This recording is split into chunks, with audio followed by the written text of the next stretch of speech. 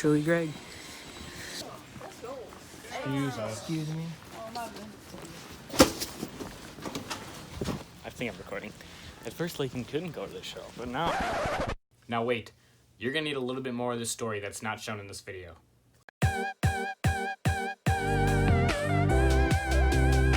Now, Lakin and I are giant Danny and Drew fans.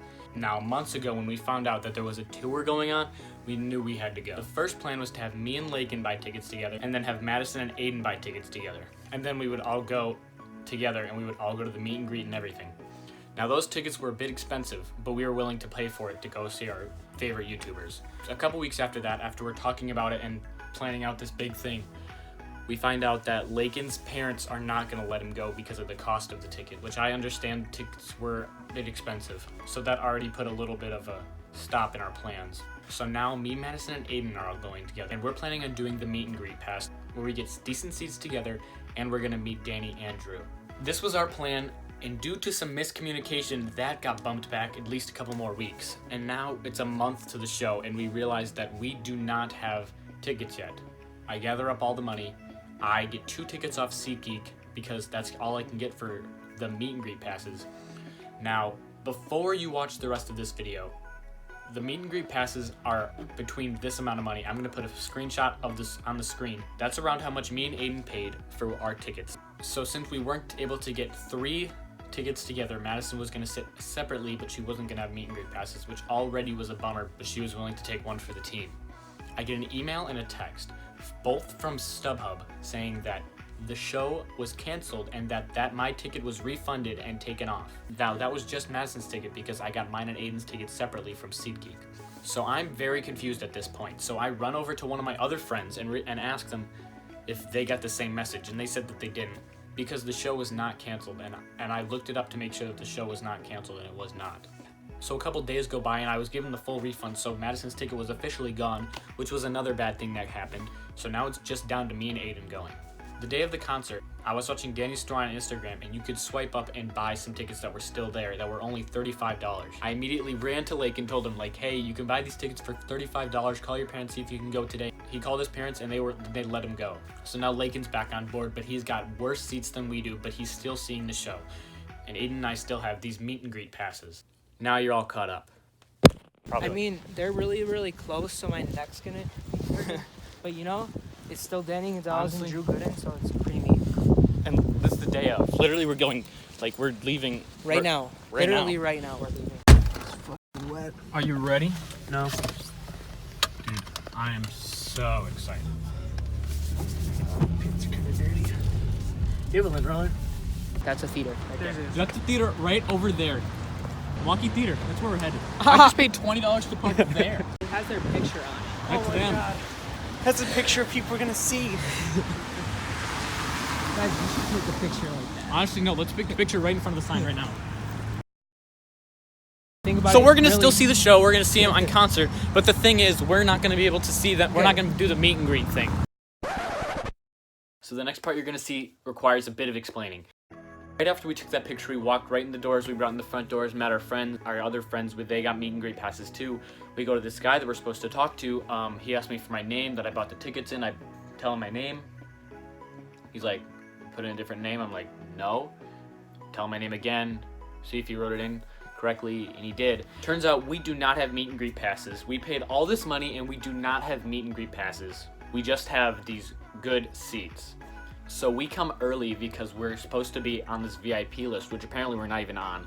So we're here 3 hours early, and so now we just walk around downtown, which is what you're gonna be seeing next, because apparently we got gypped out of these meet and greet seats, which is not the end of the story.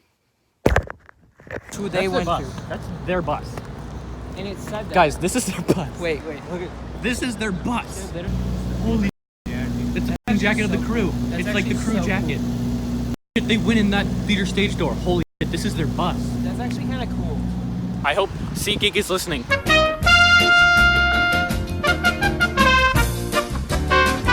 Oh, this is gonna be your most swearingest vlog ever. I bleep it out. Well, those are some big. They can't wash out the fame. Now we're at the Bucks Pro Shop. Legitimately, I'm a little mad, but we walked by their bus, so therefore we kind of got to experience it. Oh, this is probably ridiculous. 750. That's not Giannis even bad. That's Antetokounmpo actually not autograph. bad. Wait, For his All-Star game jersey, No, this is dedicated to providing the fans with genuine, And it's authentic memorabilia. autographed. This hereby certifies that Giannis autographed this game jersey. He autographed it. and only $750. That's actually not that bad. This is $750. This is $2,000. Yeah, that's what. I was in a tour After stadium. at Lambeau. I did don't Lambeau tour. I did a fancy tour because Nikki's sister.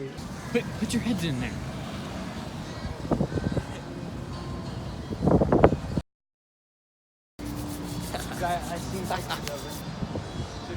When should we get there? I mean, the show's at 8, so really, I would say like what 6ish maybe. Like, does it tell you what time to go in on our ticket? No, thing? I was not given any information. It's 5:25. Okay. Does it even tell you that we have tickets, or are those just random Yes. barcodes? Aiden, now is not the time to make jokes. But look, we're having fun at the Fear Grounds. Yeah, but Not Fear Grounds. This is $204. Deer Grounds by the Bucks Stadium. That could be a factor. The home team won 6 of the 7 meetings between these two teams during the regular season. Bucks are only getting us ready for the ALCS. Good boy. There's their buses again. Dude, that'd be so sick.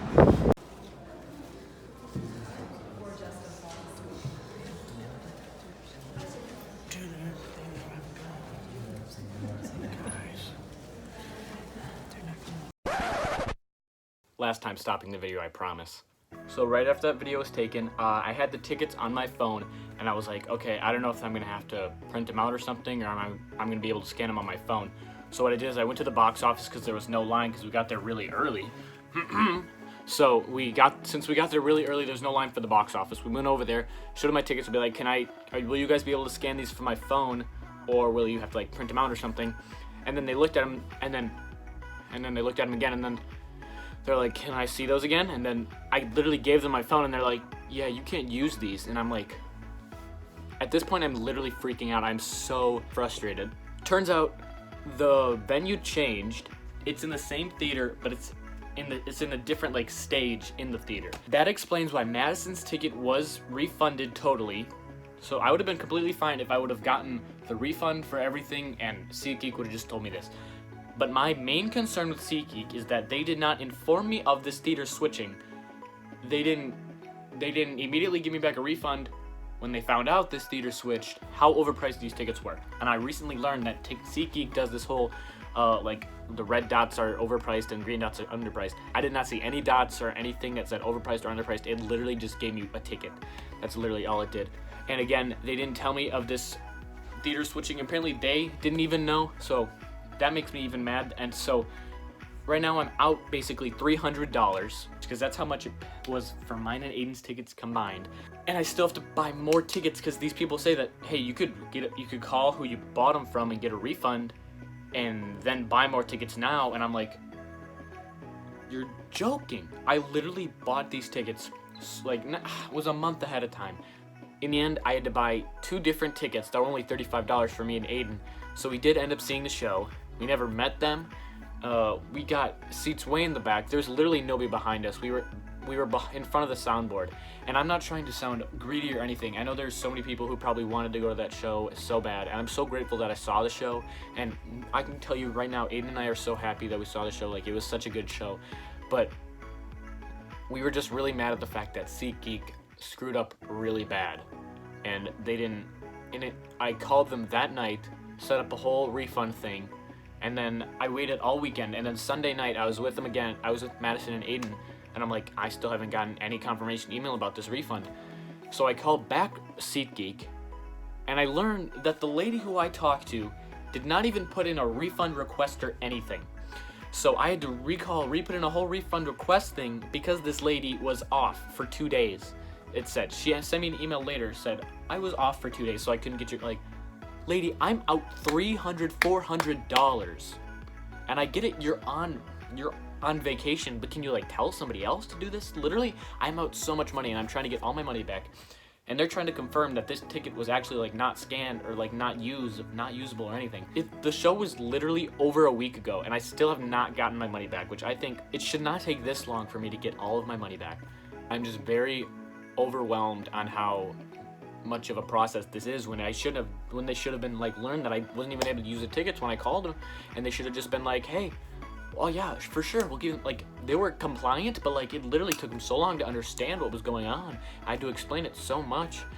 I was getting really mad. And SeatGeek is probably a very good site for like some things, but like I'm never using SeatGeek again. I'm sure they could care less if I say this, but I literally will never use SeatGeek again to buy tickets anywhere, because they literally have screwed up they screwed up that entire night for me. It ruined my night. I saw the show, but really, I was already so bummed. My brain was already fried about how like frustrated I was with all the situations that happened. Like, I'm so happy I saw the show. Like, it was a good show. Danny and Drew did such a good job writing that, and Curtis's show was not as good. But I'm not a big fan of Curtis. But I didn't record much in the theater. But you're gonna see a little bit of us in the theater because I recorded a little bit in the theater. I didn't record the show because I don't like when people record the shows. I feel like it's really disrespectful. I didn't record after the show. I only recorded Lakin's reaction to it, so you'll see that. But my reaction to the show, because since I never said it was a very good show. Danny and Drew did such a good job. I know I said this all before. Curtis Connor, I'm not gonna lie, I did not know who he was before the tour was announced. So I looked him up and I watched him, and I wasn't really that big of a fan of him. And he was the opening act for this show, and I'm not trying to be greedy or anything. I'm not trying to be like, oh, I saw the show and I criticize it so much. I'm not criticizing it. Like, he was funny, but I didn't find it funny. I did not find Curtis Connor funny. I'm sure he was funny to other people and it appeals to other people, but just like with me and Aiden, we didn't find that funny at all. Also, a little side note about Curtis Connor's like set. You know how like how comedy people like deal with hecklers and stuff? He dealt with hecklers not good. He was legitimately yelling at them, and like as if he was like a security person at the show telling him what to do, and it made me legitimately uncomfortable. And that was just one experience I had at the Curtis Connor thing. The Danny and Drew show literally was so funny. I'm so happy I went. At the time of posting this video, all the things are over, and I'm sure if people are watching this, it's because you're subscribed to me or because you looked up Danny and Drew and somehow I'm on the main page. But I hope you enjoyed this video. Comment, like, subscribe, do whatever you want, and